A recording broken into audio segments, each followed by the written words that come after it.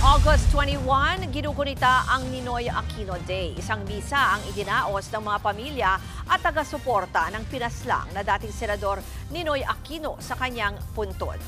At para sa update live mula sa Manila Memorial Park sa Parañaque City, nandoon si JC Cosico. JC, sino ba ang mga dumalo sa nangyaring event dyan?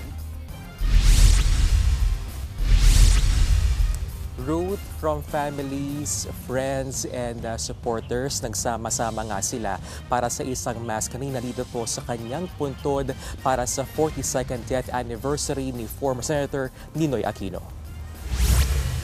Kabilang dyan ang mga anak na sina Balsi Aquino Cruz, Viel Aquino D, pamangking si Senator at Kiko Aquino D. Nagpasalamat si D sa kanyang lolo sa pag-asang ibinigay nito sa bayan. Giit niya, dapat manaig sa mga Pilipino ang pagmamahal sa bayan anuman ang hanay sa politika. Natanong din siya kung bukas ang Aquino family sa reconciliation sa mga Marcos. Pero giit niya, walang mangyaring reconciliation kung walang hustisya sa mga martial law victims. Noong taon, inuro nga sa August 23, Biyernes ang paggunita nitong Ninoy Aquino Day para long weekend at para maisulong ang domestic tourism. Pero hindi po yan ginawa ngayong taon. Welcome yan sa grupong August 21 Movement o ATOM. Sabi nila, pwede naman daw palang gawing hindi holiday economics ang araw na ito. Narito po ang pahayag ni D at ni ATOM President Volt Bohol. And I think most importantly, thank you for Lolo Ninoy for showing us that we can have hope in times that are even darker than the ones that we're living through now. No matter how dark things get, for as long as we're Filipino, we can do something.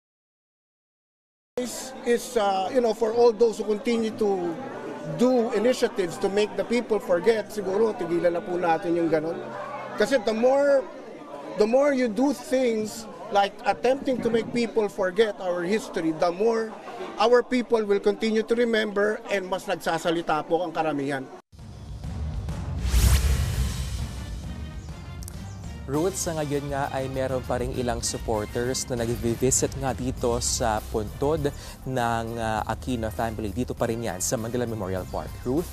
JC, may inilabas na rin bang mensahe ang Pangulong Marcos ngayong Ninoy Aquino Day? Yes, Ruth, nakikiisa nga rin itong si President Bongbong Marcos sa paggunita nga itong Ninoy Aquino Day. Anya ay ipinapaalala ng araw na ito ang isang storya na bahagi na ng buhay ng mga Pilipino. Ang pag-alala kay Ninoy ay nagkakaroon din daw ng saysay kung isa sa buhay ang aral ng nakaraan. Dapat din daw piliin ang kapayapaan kesa gulo at dignidad sa kabila ng pagkakaiba. Si Ninoy po ay isa sa mga political rival at kritiko ni former President Marcos na ama ni PBBM. Ruth? Yan po ang Express Report ni JC Cosico Live mula sa Parañaque City. Mga kapatid, Ruth Cabalco, para sa mabilis na pasada ng mga balitang dapat niyong malaman, mag-follow at mag-subscribe sa social media pages ng News 5.